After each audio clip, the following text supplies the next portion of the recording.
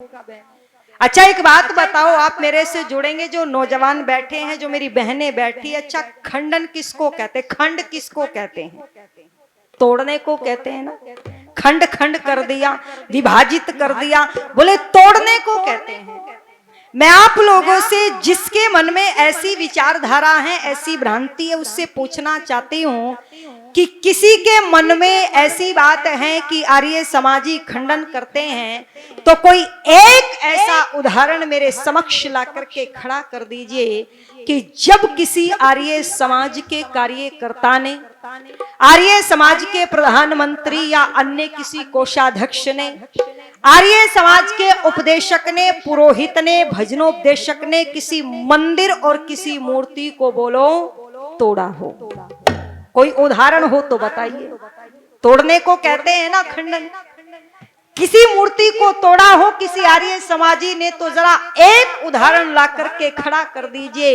ऐ लोगों, जब मंदिर के दरवाजों पर ताले लगा दिए थे विधर्मियों ने, तो आर्य समाज के लोगों ने अपना सीना मंदिर के दरवाजों के समक्ष ले जाकर के खड़ा कर दिया था। हैदराबाद के निजाम को घुटने टेकने पड़े थे अगर आर्य समाजियों के सीने दरवाजों के समक्ष ना होते, तो हिंदुओं की हिम्मत नहीं थी जो ताले मंदिर के खुलवा लिए होते। जब राम मंदिर पर वहां पर कुठाराघात हुआ, तो बोल दो आर्य समाज के सन्यासी, आर्य समाज के उपदेशक सबसे पहले दल बल के साथ में खड़े हुए थे। लेकिन आश्चर्य इस देश में, जिन्होंने मंदिर को तोड़ा, जिन्होंने मूर्तियों को तोड़ा, बोलो उनकी मजारों पर तो चादर चढ़ाई जाती है, और जिन्होंने रक्षा की है मंदिरों की, जिन्होंने मूर्ति के अस्तित्व को बचाया है, बोलो उन पर प्रश्न चिन्ह लगाया जाता है। याद रखना, क्या यही तो हमारे पतन का मुख्य कारण ना हो? विचार करना। अरे जिस अलाउद्दीन खिलजी, जिस सोमनाथ के मंदिर की बात हो रही थी, मोहम्मद गोरी की बात हो रही थी, जिस बख्तियार खिलजी ने नालंदा विश्वविद्यालय को 6 महीने तक इतिहास के पन्नों को फाड़ फाड़ करके गर्म पानी कर करके जला दिया, बोलो आज उसकी चर्चा नहीं होती। और याद रखना, इतिहास फाड़ा गया, नया इतिहास लिखा गया, बच्चों को पढ़ाया द ग्रेट अकबर, पर ये नहीं बताया कि जंगल में घास की रोटी खाने वाला महाराणा प्रताप कौन था। आगरा के अंदर नौरोजी मेले में वो अकबर को धरती की धूल चटाने वाली किरणमयी कौन थी? अरे वो महारानी पद्मिनी कौन थी, जो चिता के अंदर अकेली नहीं 14,000 रानियों के साथ में जोहर कर देती है। और जब अलाउद्दीन खिलजी दौड़ करके जाता है, बूढ़ी माँ बैठी है, जाकर के पूछता है, बुढ़िया पद्मिनी कहाँ चली गई? धरती से रेत उठा करके हवा में उड़ा दिया माँ ने। समझ गया, फिर क्रोध में भर करके पूछा, बुढ़िया क्या जाते वक्त पद्मिनी ने मेरे लिए कोई संदेश छोड़ा था? तो कहती है, अरे खिलजी दीवार पर कुछ लिख रही थी पद्मिनी, जाकर के देख ले। और इतना कह करके वो बूढ़ी माँ भी बहनों उस अग्नि कुंड में कूद करके प्राण त्याग देती है। वो खिलजी जिसकी मजारों पर लोग चादरें चढ़ाते हैं, वो खिलजी जब दीवार के पास जाकर के देखता है, भारत की नारी लिख करके जाती है। और क्या लिख रही थी? ये था इतिहास, ये था गौरव मेरे देश का। वो कहती है कि अरे सुनकर के संदेश अलाउद्दीन बादशाह का, ये सुनकर के संदेश अलाउद्दीन बादशाह का, ये पद्मिनी के लोचनों में छाई अरुणाई है। मारे मारे जोश रोश के फुंकार उठी नागिन सी, नीचे क्या मन में समाई है। वीर अक्षतराणी उसी वंश की हूं मैं, वीरता जिसकी परंपरा में छाई है, और 7 जन्म में भी तू पद्मिनी को पा नहीं सकता, क्योंकि शेर की खुराक कभी कुत्ते ने नहीं खाई है, और पद्मिनी जैसी सूरत को तू खिलजी पा नहीं सकता, और ये भोजन है शेर का, तू कुत्ता खा नहीं सकता। ये था भारत का इतिहास, ये था भारत की नारी का गौरव। बोलो, जिन्होंने इस प्रकार से इस राष्ट्र के स्वाभिमान को बचाया है, उनकी चर्चा नहीं होती। आपने सुना महाराणा प्रताप ने घास की रोटी खाई, लोगों सुन लेना। महाराणा प्रताप के वंशज केवल महाराणा प्रताप का फोटो लगाने से नहीं बनते। महाराणा प्रताप ने घास की रोटी खाई लोगों, पर जंगल में भूखे मरने के बाद भी महाराणा प्रताप ने किसी जानवर को मार करके उसका मांस नहीं खाया। अच्छा, पूछ लूं आपसे, आप नौजवानों से पूछ लेती हूं आज, यदि महाराणा प्रताप उस समय जंगली जानवर को मार करके खा लेता तो बोलो कोई आपत्ति तो नहीं थी ना? अरे आप भी समर्थन कर सकते हैं, भूखा मरता तो क्या नहीं करता, राष्ट्र के लिए लड़ रहा था। अगर सामर्थ्य नहीं होगी शरीर में तो युद्ध कैसे करेगा? पर घटना आती है कि घास की रोटी खा सकता था पर मांस की बोटी नहीं खा सकता था। ये था मेरे देश का अतीत। जिस बाजीराव पेशवा को आप भूल चुके हैं, 40 युद्ध जीवन में किए, 40 के 40 जीत गया था, आज उसे पर्दे पर नाचने वाली के चक्कर में दिखाया गया। अपनी पत्नी को ठुकरा करके वो नाचने वाली के पीछे चल पड़ा। बोलो, याद रखना, ये गौरव मेरे देश का नहीं था। ऐ लोगों, सबसे पहले मैं फिर से वही बात कहूंगी, आर्य समाज को इसलिए जगाना पड़ता है क्योंकि पंडित मदन मोहन मालवीय जी इलाहाबाद कुंभ के मेले में हुंकार भर रहे थे, ऐ आर्यो तुम दौड़ते रहना, तुम दौड़ोगे तो हिंदू चलेगा।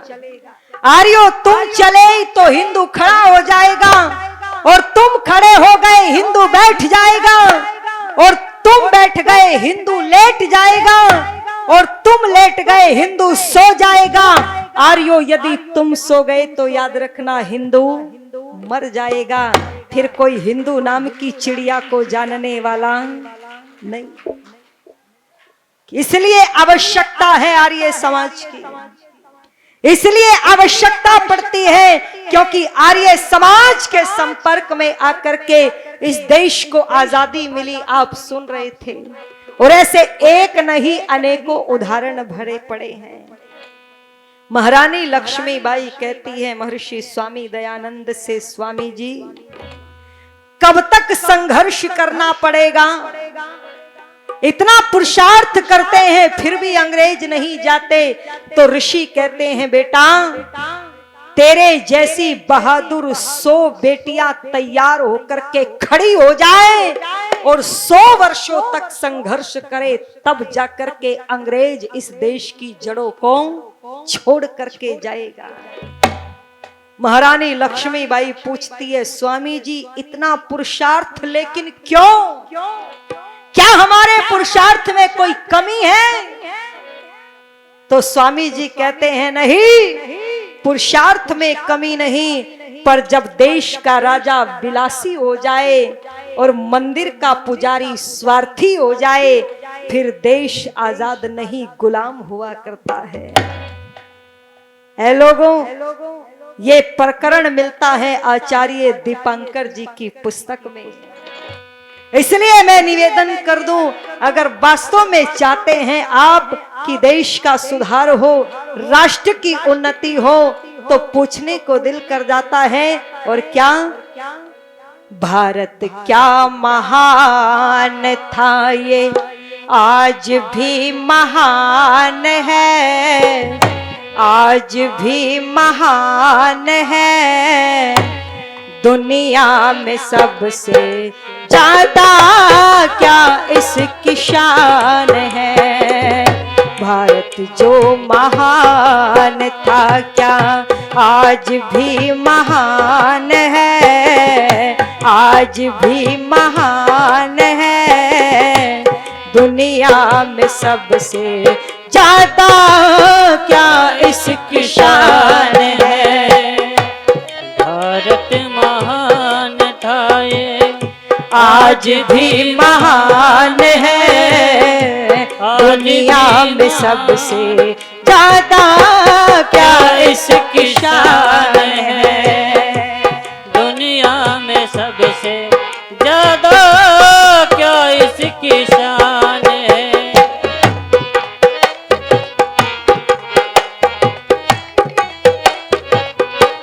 थोड़ी सी हारमोनियम बढ़ा दो।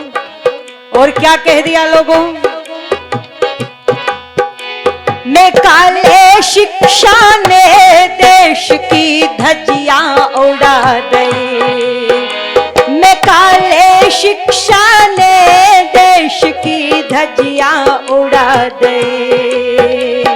माता पिता गुरुओं की सेवा बिल्कुल छुड़ा दई। हाय माता पिता गुरुओं की सेवा बिल्कुल छुड़ा दई। निराकार सर्वव्यापक ढूंढता भगवान है, ढूंढता भगवान है। दुनिया में सबसे ज्यादा क्या इसकी शान है।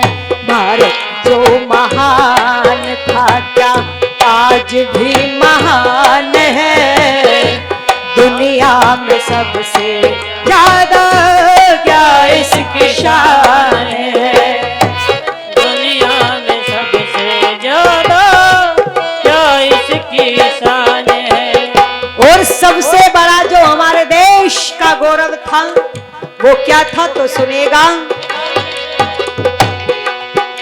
सीता सावित्री और गार्गी यहाँ पर नारी थी। सीता सावित्री और गार्गी यहाँ पर नारी थी। झांसी वाली भुला दई करते कटारी थी। हाय झांसी वाली भुला दई करते कटारी थी। कल्बों में नाचती अब ऋषियों की संतान है, ऋषियों की संतान है। दुनिया में सबसे ज्यादा क्या इसकी शान है। दुनिया में सबसे ज्यादा क्या इसकी शान है। भारत जो महान था क्या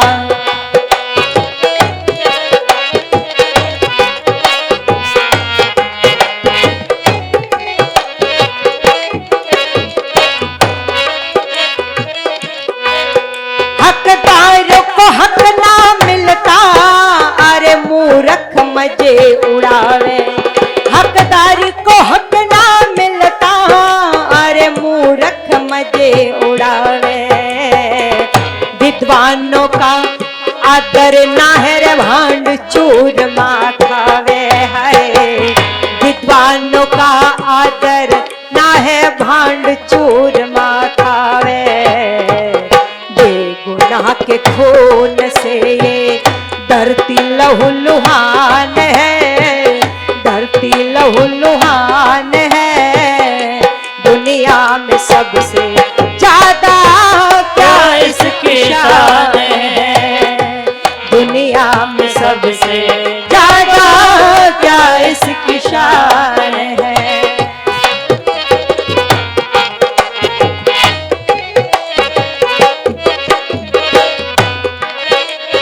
जगत गुरु को बना के शिष्य उल्टी गंगा चढ़ी। अरे जगत गुरु को बना के शिष्य उल्टी गंगा चढ़ी। हाय याद करे जब रोना आवे सतयुग की वो घड़ी। हाय याद करे वो रोना आवे सतयुग की वो। चंद कह सभी प्रजा परेशान है, प्रजा परेशान है। दुनिया में सबसे ज्यादा क्या इसकी शान है। भारत जो महान था क्या आज भी महान है, आज भी महान है। दुनिया में सबसे ज्यादा क्या इसकी शान है। दुनिया में सबसे ज्यादा क्या इसकी शान है। दुनिया में सबसे ज्यादा क्या इसकी शान है। दुनिया में सबसे ज्यादा क्या इसकी